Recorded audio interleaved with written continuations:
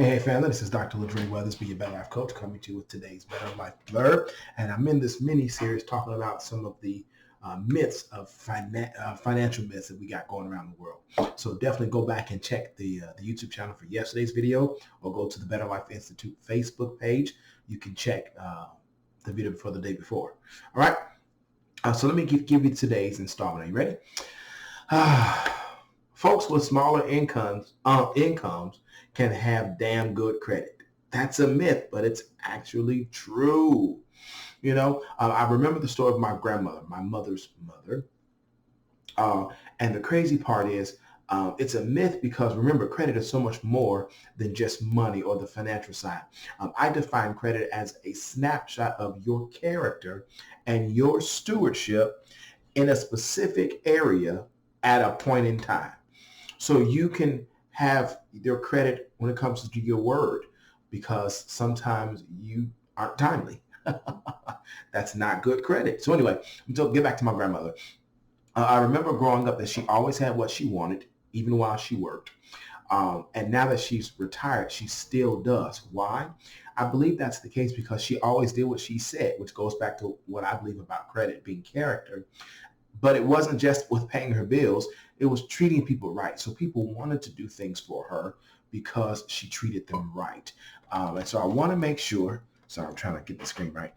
So I want to make sure we understand that character part. But then she also went a step further. My grandmother was really great at being a steward over her money.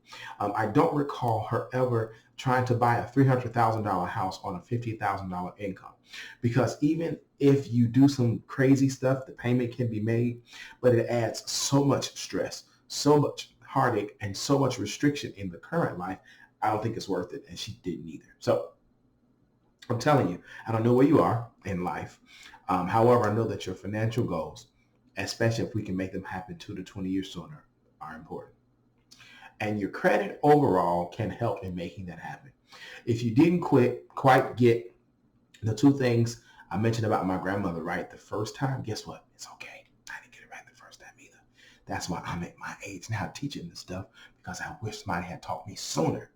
All right. So now learn better, learn more, and learn how to do things right using 2020's standards, language, and tools. Because sometimes people tell you some stuff and it's like, that's old, that's outdated. Please don't tell people to take a vinyl record to the wedding. No, it doesn't work. So if what I just said catches your desire, it describes your desire, I invite you to schedule a call above or beneath, depending upon where you're watching the video.